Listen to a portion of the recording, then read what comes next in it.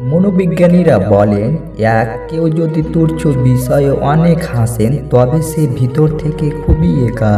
2, যদি কেউ অতিরিক্ত ঘুমায় তাহলে সে অসুখী। 3, যদি কেউ কম কথা বলে কিন্তু যেটুকু বলে খুব দ্রুত বলে তাহলে সে কিছু গোপন করছে।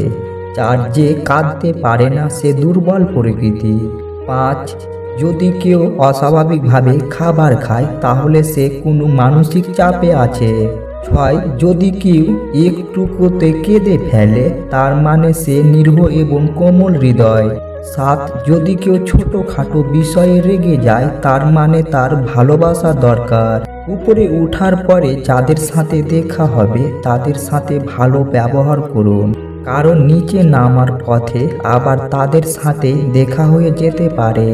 কিছু ভুল যদি আপনাকে শিখতে সাহায্য করে তবে কিছু আঘাত অবশ্যই বদলাতে বাধ্য করে। একটা মানুষ তখনই একা থাকতে পছন্দ করে যখন সে দেখে তার সফলতার সুযোগ নিয়ে সবাই তাকে ঠগায়। কাউকে বিশ্বাস করার আগে 10 বার ভাববেন, কারণ নিজের দাঁত কিন্তু জিহ্বাকেই কামড়ে দেয়। যখন আপনি কঠিন সময় পার করেছেন আর ভাবছেন রব কেন আমাকে সাহায্য করছে না, তখন মনে রাখবেন পরীক্ষার সময় শিক্ষক কিন্তু নীরবে থাকেন। বর্তমান সময়ে যারা কাছের মানুষ শুধু তারাই আপনাকে তার সুখের সময় কাছে ডাকবেন। চিনে রাখুন, না হলে পস্তাবেন। যে যত্ন করতে জানে সে পায়ের জুতাটাও খুব সাবধানে রাখে, আর যে জানে না সে তার হীরের আংটিটাও হারিয়ে ফেলে।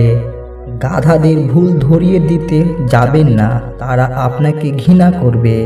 বুদ্ধিমানীদের ভুল দেখিয়ে দিন, তারা আপনাকে সমর্থন করবে।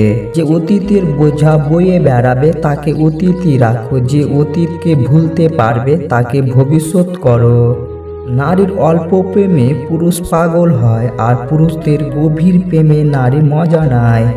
আমরা যখন কোনো মৃত ব্যক্তিকে কাঁধে করে কবরে নিয়ে যাই তখন আমরা ভাবি যে আমরা তাকে নিয়ে যাচ্ছি। এটা মনে হয় ভুল ধারণা, বরং সেই মৃত্যু ব্যক্তি আমাদের সবাইকে নিয়ে যাচ্ছে। এটা বোঝাচ্ছে যে এখানে তোমাদেরকেও একদিন আসতে হবে আমার মতো। এটাই অন্তিম ঠিকানা।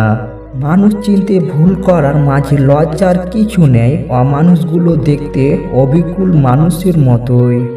ভালোবাসার মানে ঝগড়া করার একটু পরে আবার বলেন রাগ করেছেন। তোমার সাথে ঝগড়া না করলে আর কার সাথে করব বলো? প্রেম করলে ঝগড়া হবেই, ঝগড়ার পর যদি আবার দুজনের মিল হয় সেটাই ভালোবাসা। কাউকে অসম্মান করতে শিক্ষার দরকার পড়ে না, কিন্তু কাউকে সম্মান দিতে গেলে শিক্ষার দরকার হয়, আর সেটা হলো বাবা মায়ের দেওয়া শিক্ষা। ছেড়ে যাওয়ার সিদ্ধান্ত যে অটল তার কাছে নিঃস্বার্থের ভালোবাসাটাও একটা অভিনয়। যারা বেশি মিষ্টি মিষ্টি কথা বলেন পিছন থেকে ছুরিটা তারাই আগে মারে।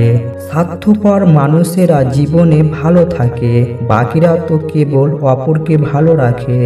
মানুষ কখনো ইচ্ছা করে বদলায় না। কিছু মানুষের অবহেলা, কিছু মানুষের স্মৃতি, কিছু মানুষের ব্যবহার আর পরিস্থিতি ও সময় মানুষকে বদলাতে বাধ্য করে।